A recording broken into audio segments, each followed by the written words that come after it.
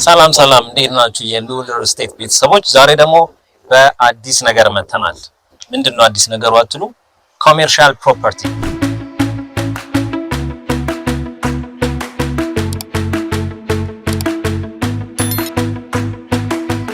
ዛሬ አፓርትመንት አይደለም ሪቪው የምናደርገው ወይንም ደግሞ የምናየው ኮሜርሻል ፕሮፐርቲ ለሬስቶራንት፣ ለካፌ፣ ለሱፐርማርኬት እንዲሁም ለተለያዩ አይነት አገልግሎት የሚውል ኮሜርሻል ስፔስ ነው ማሳያችሁ።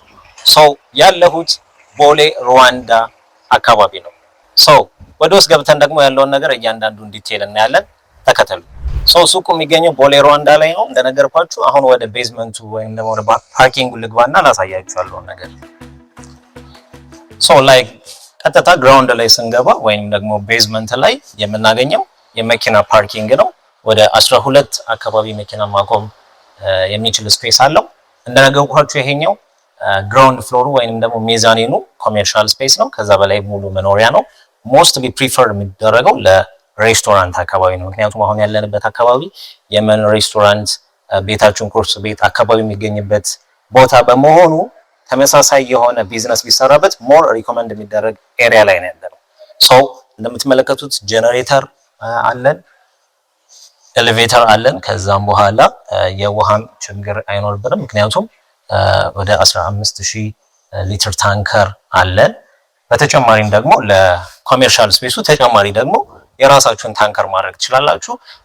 ሲሲቲቪ ካሜራ ኮንትሮል አለን። ሰው እንደምትመለከቱት ቤዝመንቱ ይሄንን ይመስላል። ሶ በብዛት ያው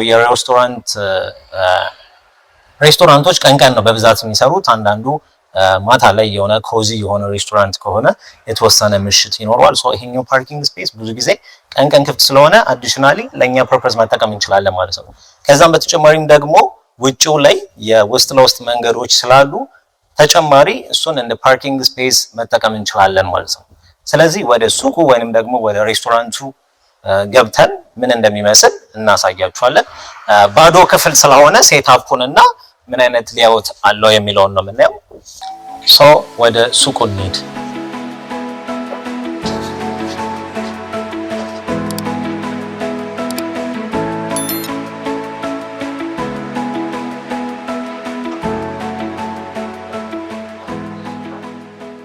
ሶ ቀጥታ ወደ ሬስቶራንቱ ወይም ደግሞ ያው ሬስቶራንት ብዬ የምነግራችሁ ሞስትሊ ለሱ ነው እኔ ያሰብኩት፣ ለሴትአፑም ደስ ይላል።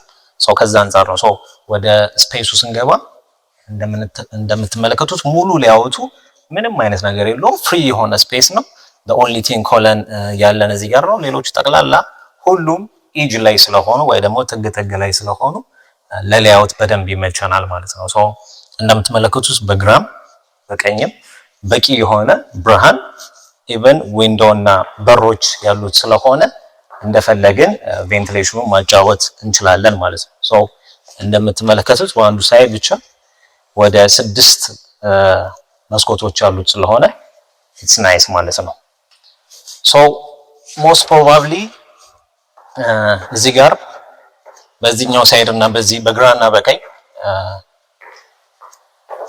በዚህ በኩል አንድ በር ክሬት አድርገናል። ይሄ በር ለምንድነው ፐርፐዙ? ከውጪ ዳይሬክትሊ ደረጃ ሰርተን ወደዚህ እንድንገባ ወይም ደግሞ አሁን እኛ የመጣ ነው በኤሌቬተሩ በኩል ነው። ያ ማለት ፓርኪንጉን አቋርጠን ማለት ነው። ነገር ግን ዳይሬክትሊ ከውጪ በደረጃ በኩል ይሄንን በር ተጠቅመን ቀጥታ ወደ ሬስቶራንቱ ወይም ደግሞ ወደምንፈልገው ወደዚህኛው ክፍል ዳይሬክትሊ መግባት እንችላለን ማለት ነው። ሌላ ደግሞ በተጨማሪ ደግሞ እዚህ ጋር እንደምትመለከቱት የተለያዩ አይነት የፍሳሽ ዳክቶች አሉት። በዚህም በኩል የተለያዩ ዳክቶች አሉት። ስለዚህ እነዚህ ለእጅ መታጠቢያ፣ ለመቀመጫ፣ ለተለያዩ አይነት ፐርፖዞች ማዋል እንችላለን ማለት ነው። ከዚህ በተጨማሪ ደግሞ እዚህ ጋር እንደምትመለከቱት በተመሳሳይ ሁኔታ እዚህ ጋርም ተጨማሪ እንደ ስቶር ስፔስ ይኖረናል ማለት ነው። ሶ ይሄኛው ኮሜርሻል ስፔስ ወይንም ደግሞ ይሄኛው ክፍል ጠቅላላ ኤሪያው 163 ካሬ ላይ ያረፈ ሆኖ ኔት ኤሪያው ደግሞ 150 ካሬ ላይ ነው። ሶ እኛ አሁን እየጠየቅን ያለነው በካሬ 200,000 ብር ብቻ ነው። which means አፓርትመንት በሚሸጥበት ዋጋ። ነገር ግን ይሄን ኮሜርሻል ስፔስ ብናከራየው ምን ያህል ጀነሬት የምናደርግ ይመስላችኋል? አሁን ቦሌ አካባቢ ባለው የካሬ ሜትር ዋጋ ከ3000 እስከ 4000 በካሬ ኪራይ አለ which means ከ450 ሺህ እስከ 600 ሺህ ብር ሬንጅ ያህል ኢንካም ጀነሬት ማድረግ እንችላለን ማለት ነው። ስለዚህ ሁል ጊዜ አፓርትመንት ከምንገዛ በተለይ ደግሞ ሪተርን ኦን ኢንቨስትመንቱ በጣም ፎከስ የምናደርግ ከሆነ እንደዚህ አይነት ሆት የሆኑ ኦፈሮች ሲወጡ ኮሜርሻል ስፔስ ላይን መቀላቀል ጥሩ ጥቅም አለው ማለት ነው። ሶ ይሄንን ቤት ወይንም ደግሞ ይሄንን ኮሜርሻል ፕሮፐርቲ ለሬስቶራንት፣ ለሚኒ ሱፐርማርኬት ወይንም ደግሞ